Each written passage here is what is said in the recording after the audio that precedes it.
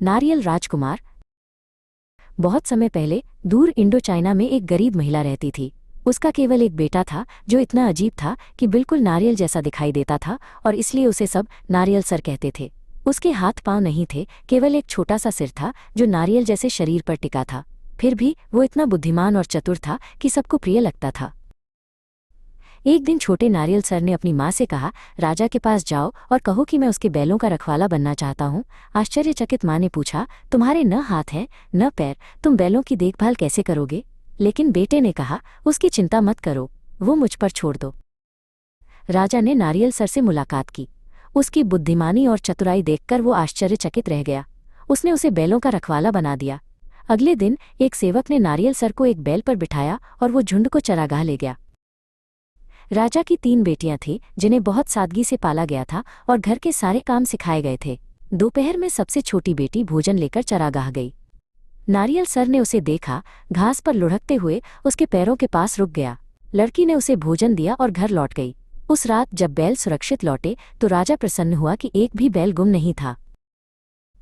कल राजा ने कहा, ये दरांती ले जाओ और जितनी मजबूत बेलें काट सको काटो ताकि मैं अपने घर की छत ठीक करा सकूं। अगले दिन दरांती एक बैल की पीठ पर बांधी गई और नारियल सर निकल पड़ा। दोपहर में छोटी राजकुमारी भोजन लेकर आई और चुपके से एक पेड़ के पीछे छिपकर उसे देखने लगी। उसके आश्चर्य की सीमा न रही। नारियल सर के चारों ओर कई सेवक थे। कुछ बैलों की देखभाल कर रहे थे जबकि अन्य बेलें काट रहे थे। लड़की ने जानबूझकर आवाज लगाई। तुरंत नारियल सर ने इशारा किया और पलक झपकते ही सेवक गायब हो गए। रात को जब वो लौटा तो हर बैल की पीठ पर बेलों के गट्ठर बंधे थे। कल राजा ने अपनी हैरानी छिपाते हुए कहा, यह कुल्हाड़ी ले जाओ और जितनी लकड़ी काट सको काटो ताकि मैं अपने घर में एक नया हिस्सा बनवा सकूं। अगले दिन कुल्हाड़ी एक बैल की पीठ पर बांधी गई और नारियल सर निकल पड़ा। छोटी राजकुमारी दोबारा उसे देखने चुपचाप खेत पहुंची और पेड़ पर चढ़ गई। उसने देखा कि नारियल सर फिर से सेवकों से घिरा हुआ था जो पेड़ काट रहे थे। अचानक नारियल का खोल फट गया और उसमें से एक छोटा आदमी बाहर निकला जो कुछ ही पलों में सुंदर युवा बन गया। राजकुमारी ने आश्चर्य से देखा, लेकिन जैसे ही उसने आवाज लगाई सेवक गायब हो गए और नारियल सर फिर अपने खोल में लौट गया। उस रात जब नारियल सर बैलों के साथ लौटा तो एक भयानक तूफान आया और वो रसोई में शरण लेने चला गया। वहां राजा की 3 बेटियां भोजन बना रही थीं।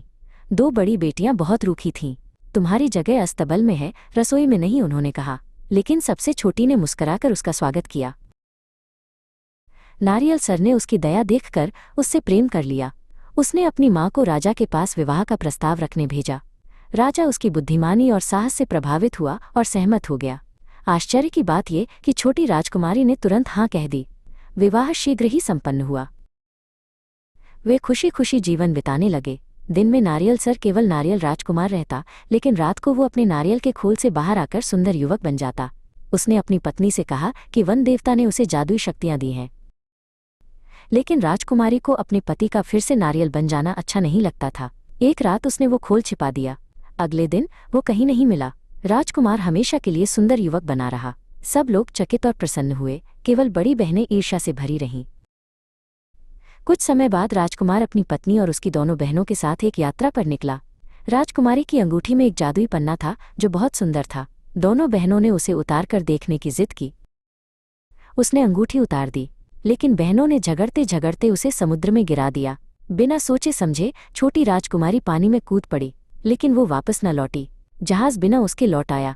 राजकुमार गहरे दुख में डूब गया। राजकुमारी ने पानी में डूबते हुए अंगूठी को पकड़ लिया, लेकिन सतह तक न पहुंच सकी। उसने अंगूठी से मदद की प्रार्थना की। तुरंत ही वो सिकुड़कर एक मोती के खोल में छिप गई। वो खोल बहकर एक मछुआरे को मिला। मछुआरे ने खोल खोला और छोटी लड़की को देखा। उसे बच्चे नहीं थे, इसलिए उसने और उसकी पत्नी ने उसे अपना लिया। एक दिन राजकुमारी ने सुना कि उसके पिता और पति जिस नगर में रहते थे वो पास ही है। खुशी से उसने बूढ़े मछुआरे को बाजार भेजा और उससे बढ़िया कपड़ा और धागा मंगवाया। उसने सुंदर पोशाक बनाई और मछुआरे को कहा कि इसे राजा को ही बेचना। राजा ने उस वस्त्र को देखकर तुरंत पहचान लिया, माइनस ऐसी कढ़ाई केवल उसकी छोटी बेटी ही कर सकती थी। उसने नारियल राजकुमार को बुलाया और मछुआरे की बात सुनी।